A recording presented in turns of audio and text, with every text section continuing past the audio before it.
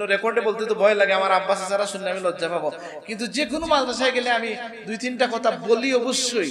এর মধ্যে একটা কথা ছাত্রদেরকে বলি, একটা কথা শিক্ষককে বলি, একটা কথা এলাকার মানুষকে বলি।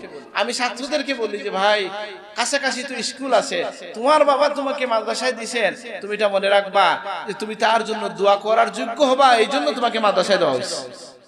ঠিক কিনা বলেন?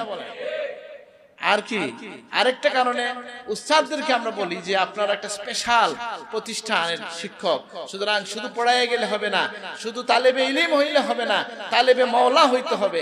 এই প্রতিষ্ঠান থেকে হয়তো সাহেব কিবলার মতো আশিকে রাসূল আল্লাহ পয়দা করে দেন। আমিন। রাসূলুল্লাহর সুন্নতের ইত্তেবা ধরে রাখতে হবে। আশা আমাদের খানেকার জিকিরের পরিবেশ থাকতে হবে, ছাত্রদেরকে আদব শিখাইতে হবে, ছাত্রদেরকে রাসূলুল্লাহর প্রেম শিখাইতে হবে, নবীজির আখলাকে গুণে গুণান্বিত করে সিরাজাম মুনিরার আলোয় আমাদের প্রতিষ্ঠানের ছাত্ররা যেন আলোকিত হয়। আল্লাহ তুমি তৌফিক দান করো। আর এলাকার মানুষকে বলি যে আপনার দাদাকে জিজ্ঞেস করিয়েন, যারা চলে গেছেন, যখন পয়লা মাদ্রাসাগুলো হয়েছিল তখন কেউ জানতো না যেখানে সরকারে টাকা পয়সা দিব, কেউ জানতো না। শুধু দিনই স্বার্থেই করা হয়েছিল। বুঝেন না? এগুলো তো 80-র দশক থেকে।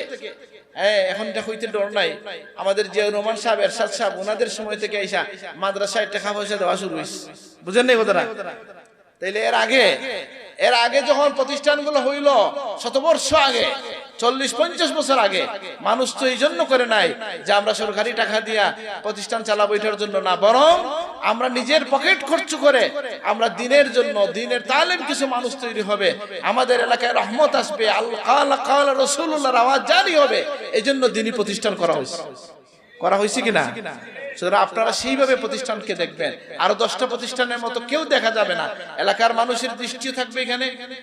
উস্তাদদেরকেও মনোযোগ রাখতে হবে, ছাত্রদের আদব কায়দা, ইলম, মহব্বত, আল্লাহর মহব্বত, রাসূলুল্লাহর ভালোবাসা, মানুষের ভালোবাসা শিখাইতে হবে।